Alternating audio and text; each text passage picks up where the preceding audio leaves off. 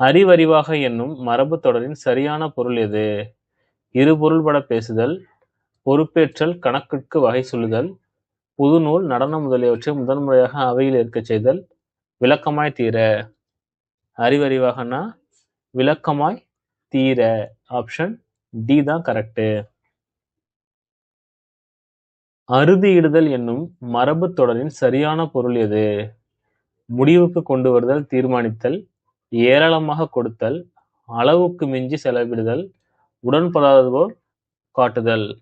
அறுதியிடுதல்னா முடிவுக்கு கொண்டு வருதல், தீர்மானித்தல்.